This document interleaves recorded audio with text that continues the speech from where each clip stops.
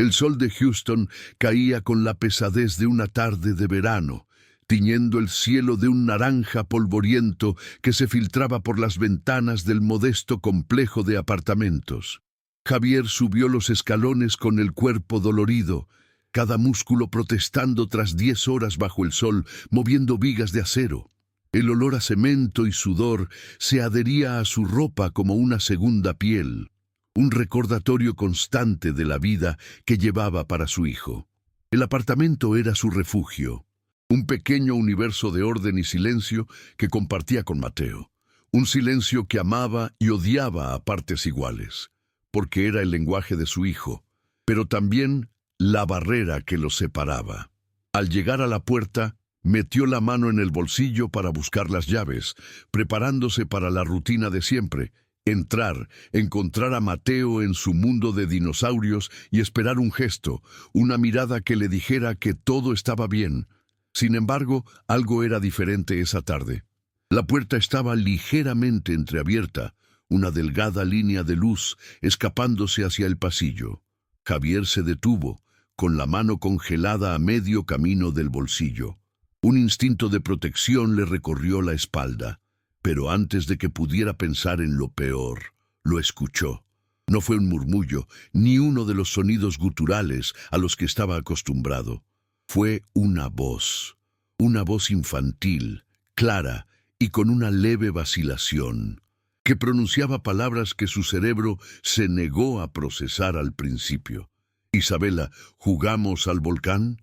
Eran solo 5 palabras, pero para Javier fueron el sonido más ensordecedor y milagroso que jamás había oído. Era la voz de Mateo, la voz que había soñado escuchar durante 6 largos años, la melodía que creía perdida para siempre en el laberinto silencioso de su hijo. El mundo de Javier se detuvo en seco. El peso de las herramientas en su mochila desapareció. El cansancio de sus huesos se evaporó, y el ruido del tráfico en la calle se convirtió en un zumbido lejano e irrelevante. Solo existía esa voz. Sus rodillas amenazaron con ceder allí mismo, en el umbral de su propia casa. Las lágrimas no pidieron permiso. Brotaron de sus ojos con una fuerza incontenible, una mezcla abrumadora de incredulidad, alegría pura y una punzada aguda y egoísta de dolor. Dolor por no haber sido él, por no haber sido el primero en escuchar el sonido más preciado de su universo. Se apoyó contra el marco de la puerta, el cuerpo temblando mientras el torrente de emociones lo inundaba, liberando la tensión acumulada de años de espera, de citas con especialistas y de la sombra del abandono de su exesposa. Tras unos segundos que parecieron una eternidad, Javier respiró hondo, tratando de controlar el sollozo que se ahogaba en su garganta. No podía derrumbarse allí. No podía asustarlos. Con un cuidado que no usaba en las obras de construcción, con la delicadeza de quien teme romper el hechizo más frágil del mundo, empujó la puerta lentamente. No hizo ningún ruido. Se movió como una sombra, asomando la cabeza apenas lo suficiente para ver el interior de la sala. Su corazón latía con una fuerza desbocada, una mezcla de miedo y esperanza. Necesitaba verlo con sus propios ojos. Necesitaba ser testigo de la escena que había dado a luz a ese milagro, para confirmar que no era una alucinación, producto del agotamiento y el anhelo desesperado de un padre. Quería ver a la persona que había encontrado la llave del mundo de su hijo. Lo que Javier vio al asomarse lo dejó sin aliento, anclándolo al suelo con una mezcla de asombro y una profunda punzada en el pecho. Allí, en medio de la sala, Isabela había construido un mundo. Las almohadas del sofá formaban un volcán imponente, y una sábana azul se extendía por el suelo como un río prehistórico. No estaba intentando sacar a Mateo de su universo. Se había sumergido de lleno en él. Estaba de rodillas, con 2 pequeños dinosaurios en las manos, haciendo sonidos guturales y moviéndose con una torpeza estudiada que imitaba a la perfección los juegos de Mateo. Y su hijo, su silencioso Mateo, estaba a su lado, completamente absorto, con los ojos brillantes de una emoción que Javier rara vez presenciaba. Sostenía un tiranosaurio rex, mirándola con una confianza y una alegría tan puras que dolían. Fue entonces cuando Mateo levantó la vista y lo vio. Vio a su padre en el umbral, con el rostro sucio de la obra y surcado por lágrimas silenciosas. El niño no se asustó. No se escondió en su mutismo, como solía hacer ante las emociones fuertes. En su lugar, un gesto minúsculo pero monumental ocurrió. Levantó el tiranosaurio rex de plástico en dirección a Javier, y con una claridad que hizo temblar los cimientos de su mundo, pronunció una sola palabra, la más importante de todas: papá. Fue demasiado. Javier ya no pudo sostenerse. Se deslizó por el marco de la puerta hasta quedar de rodillas, el llanto ahora abierto y sonoro, liberando 6 años de miedo, soledad y anhelo. Isabela no dijo nada. Simplemente le ofreció una sonrisa suave y comprensiva, dándoles el espacio para que padre e hijo se reencontraran en un idioma recién descubierto. Los recuerdos de los años pasados lo asaltaron como una avalancha. Recordó la primera vez que un especialista pronunció la palabra autismo. Sonaba como una sentencia, un término clínico y frío que no hacía justicia a la complejidad que veía en los ojos de su hijo. Las salas de espera de los hospitales se convirtieron en su segundo hogar. Lugares grises, llenos de folletos, con niños sonrientes que parecían una burla a su realidad. Cada cita era un nuevo laberinto de jerga médica, de pruebas que Mateo soportaba con una paciencia estoica y de miradas compasivas que se sentían como lástima. Los médicos hablaban de déficits y trastornos, pero nunca hablaban del niño que amaba los dinosaurios con una pasión de paleontólogo y que podía pasar horas creando ecosistemas perfectos en el suelo de la sala. La peor parte no fue el diagnóstico, sino la reacción de Elena, su exesposa. Ella nunca lo aceptó. Para ella, Mateo era un proyecto fallido, un reflejo de sus propias inseguridades. «Esto no es normal, Javier», le decía, su voz cargada de una frustración que bordeaba el desprecio. Intentó forzarlo a ser el niño que ella había imaginado, empujándolo a interactuar, castigando su silencio con un silencio aún más hiriente. La grieta entre ellos se hizo un abismo insalvable el día que ella empacó sus maletas. «No puedo vivir así», fueron sus últimas palabras, no dirigidas a él, sino al aire, como si Mateo fuera una condición ambiental, una tormenta de la que necesitaba escapar. Se fue, y con ella se llevó la ilusión de una familia, dejando a Javier con un niño roto y un corazón hecho pedazos. La vida como padre soltero se convirtió en una batalla diaria. Se levantaba antes del amanecer para preparar el desayuno de Mateo, asegurándose de cortar la fruta exactamente como a él le gustaba. Luego lo dejaba en la escuela especial, un lugar que consumía una parte enorme de su salario, y corría al trabajo en la construcción, donde levantaba acero bajo el sol implacable de Texas, pensando en cada viga como un ladrillo más en el muro que protegía a su hijo. Las tardes eran las más solitarias. Iba al parque y observaba a otros padres conversar mientras sus hijos jugaban juntos. Él se sentaba en un banco apartado con Mateo, ambos en su propio mundo, sintiendo las miradas curiosas y los susurros. ¿Cuántas batallas se libran en silencio? Si estas historias te tocan el corazón, tu suscripción nos ayuda a seguir dándoles voz. Encontrar a Isabela fue un acto de desesperación. Había publicado un anuncio en el boletín de una universidad comunitaria, ofreciendo una paga modesta que era todo lo que podía permitirse, $250 a la semana.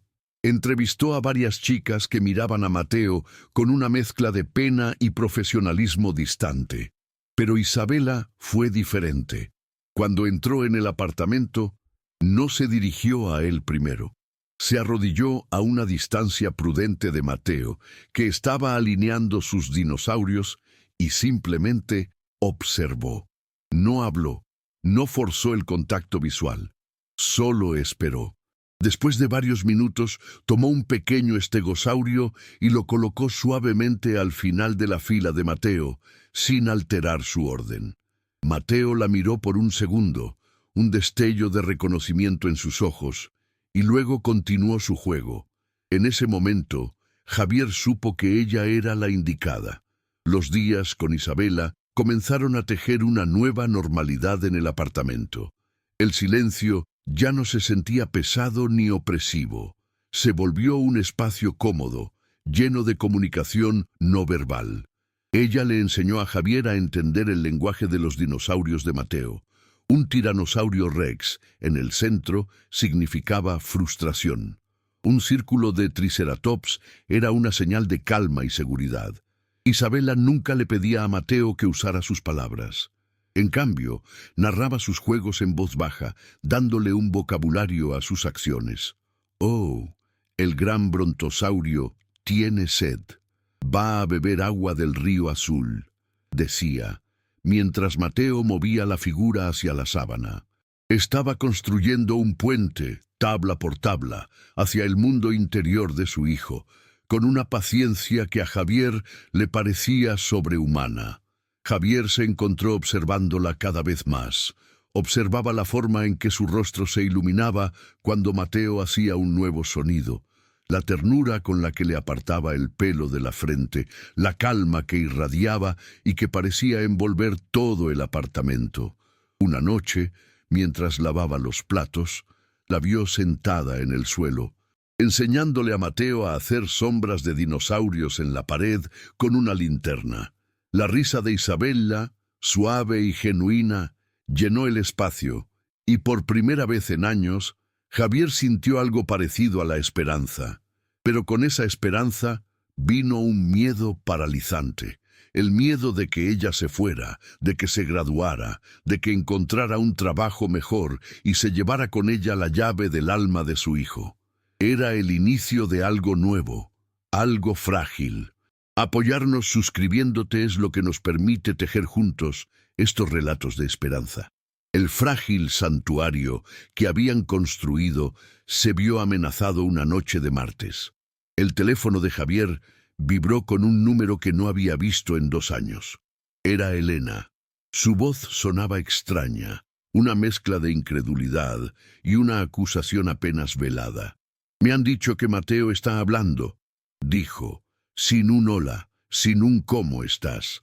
La noticia había viajado a través de la red de conocidos comunes, transformándose en un rumor casi mítico. Javier sintió un frío recorrerle la espalda. No había alegría en la voz de Elena, solo una especie de curiosidad posesiva, como si estuviera reclamando un objeto perdido que de repente había adquirido valor. «¿Quiere verlo?», exigió. Y Javier supo que su reaparición no traería nada bueno. Su presencia siempre había sido una tormenta. Apareció al día siguiente, sin esperar una invitación. Se paró en la puerta del apartamento, vestida con una ropa que no encajaba en ese humilde hogar, con una mirada crítica que recorrió cada rincón antes de posarse en Isabela, que jugaba tranquilamente con Mateo en el suelo. La tensión se podía cortar con un cuchillo.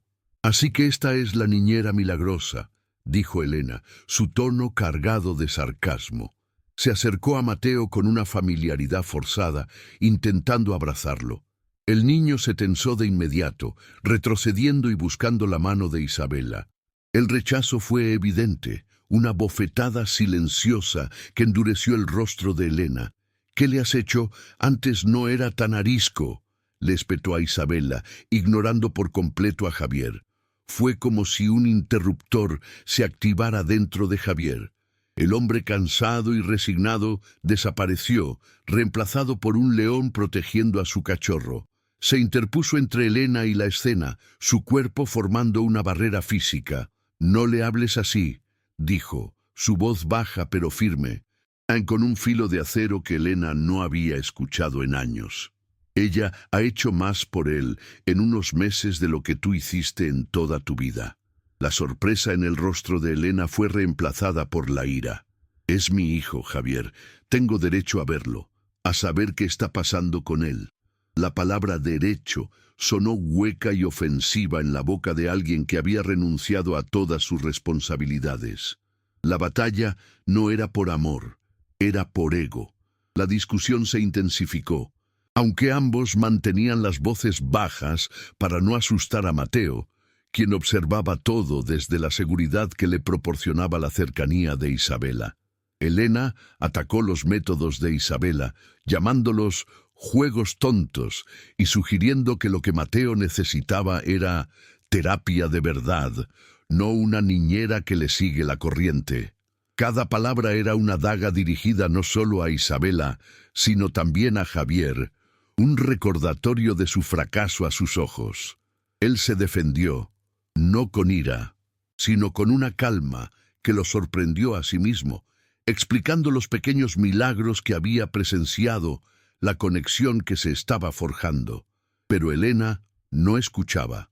Salió del apartamento dando un portazo, pero no sin antes lanzar una última amenaza. Esto no se va a quedar así, Javier. Volveré. La paz se había roto. La amenaza de Elena no tardó en materializarse. Regresó 2 días después, justo cuando Javier llegaba del trabajo. Se plantó en el umbral, con una determinación gélida en los ojos, insistiendo en su vez derecho de ver a Mateo, como si el amor fuera una cláusula en un contrato que ella podía invocar a su antojo. Javier, sintiendo la presencia protectora de Isabela a sus espaldas, se mantuvo firme. No levantó la voz, no había necesidad. Su calma era un muro más impenetrable que cualquier grito. Intentó razonar con ella, explicarle que las cosas debían hacerse poco a poco, que no podía irrumpir en la vida de Mateo y esperar que todo volviera a ser como antes, ignorando que antes era precisamente el origen de la herida. Pero Elena no había venido a escuchar.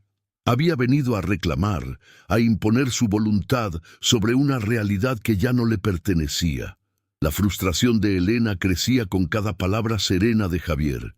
Al ver a Mateo aferrado a la pierna de Isabela, buscando refugio en ella, algo se quebró en su interior. Su rostro se contrajo en una máscara de amargura y desdén. «No puedo creer que prefieras a esta extraña», siseó, su veneno dirigido a la joven que solo había ofrecido bondad. Javier dio un paso adelante, pero antes de que pudiera hablar, Elena lanzó el golpe final, las palabras más crueles que una madre podría pronunciar, diseñadas para demoler el frágil mundo que habían construido. «No te engañes, Javier. Todo esto es temporal, un juego. En el fondo, él siempre estará roto». Las palabras quedaron suspendidas en el aire, pesadas y tóxicas, un eco de todos los miedos que Javier había luchado por silenciar durante años. El silencio que siguió fue ensordecedor. Javier sintió que el suelo se abría bajo sus pies, la vieja herida del abandono supurando de nuevo. Pero entonces ocurrió algo que nadie esperaba.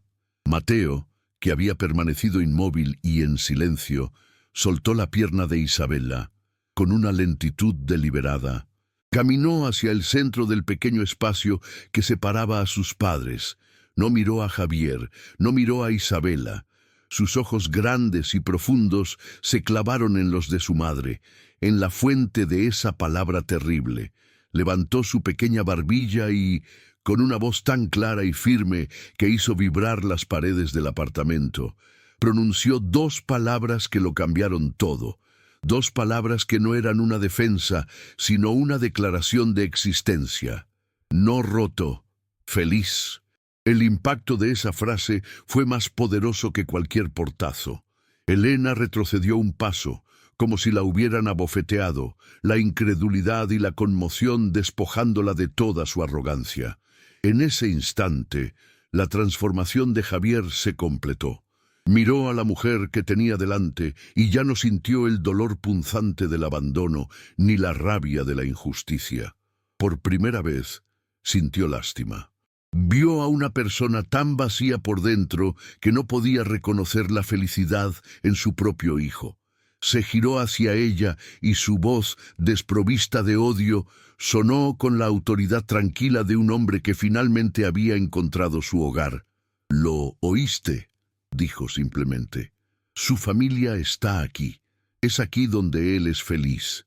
No era una acusación, sino la constatación de una verdad irrefutable. Sin esperar respuesta, Javier dio un paso atrás y cerró suavemente la puerta. El clic de la cerradura fue un sonido definitivo, el punto final de un capítulo doloroso de sus vidas. El pasillo quedó en silencio, y dentro del apartamento, el aire pareció limpiarse, liberado de una tensión que los había asfixiado. Mateo corrió a abrazar a su padre, y Javier lo levantó en brazos, enterrando el rostro en su cabello, respirando el olor a inocencia y a victoria. Por encima del hombro de su hijo, sus ojos se encontraron con los de Isabela. No hicieron falta palabras. En esa mirada compartida había una promesa, un reconocimiento silencioso de que ya no eran tres personas separadas bajo el mismo techo. Eran el núcleo de una nueva familia, forjada no por la sangre, sino por la paciencia, la aceptación y un amor que había aprendido a hablar el idioma de los dinosaurios. Pasaron 2 años, y el apartamento se había transformado. Ya no era solo un refugio, sino un hogar vibrante. Las paredes, antes casi desnudas, ahora estaban cubiertas con los dibujos de Mateo, explosiones de color que representaban mundos prehistóricos donde los dinosaurios convivían en paz. Javier e Isabela se habían casado en una ceremonia sencilla en el juzgado, con Mateo como único y orgulloso testigo, sosteniendo un pequeño velociraptor de juguete en lugar de un anillo. La vida de Javier ya no estaba definida por el peso del acero, sino por la ligereza de la risa que ahora llenaba cada rincón. Isabela había terminado sus estudios, pero su verdadera vocación la encontró allí, en ese pequeño espacio, demostrando que la mejor terapia no se encontraba en los libros, sino en la paciencia infinita y en la disposición de arrodillarse en el suelo para aprender un nuevo idioma. Mateo floreció de una manera que ningún especialista había predicho. Su vocabulario se expandió, no porque lo forzaran, sino porque se sentía seguro y amado. Hablaba de fósiles y eras geológicas con una pasión contagiosa, enseñándole a su padre y a Isabela cosas que nunca habrían imaginado. El silencio no había desaparecido por completo. A veces, Mateo todavía se retiraba a su mundo interior, pero ya no era una barrera. Era simplemente una parte de quién era él, un lugar de calma al que su familia ahora tenía acceso. Javier aprendió que el objetivo nunca fue sacar a Mateo de su mundo, sino obtener una visa para poder visitarlo. Y en ese proceso, descubrió universos dentro de su hijo que eran más vastos y hermosos que cualquier cosa que hubiera conocido antes. El amor, entendió, no era cambiar a alguien, sino construir un puente lo suficientemente fuerte para cruzar cualquier silencio. La historia de su pequeña familia comenzó a susurrarse en la comunidad. Un pequeño faro de esperanza para otros padres que navegaban por las mismas aguas inciertas. Inspirados, Javier e Isabela decidieron abrir su puerta. Convirtieron su sala de estar en un grupo de apoyo informal que se reunía 2 veces al mes. No ofrecían soluciones clínicas, sino algo mucho más valioso: comprensión. Compartían su experiencia, las técnicas de juego de Isabela y, sobre todo, la certeza de que nadie estaba solo. Una tarde sonó el timbre. Javier abrió y encontró a una joven pareja en el umbral, sus rostros marcados por el mismo cansancio y miedo que él conocía tan bien.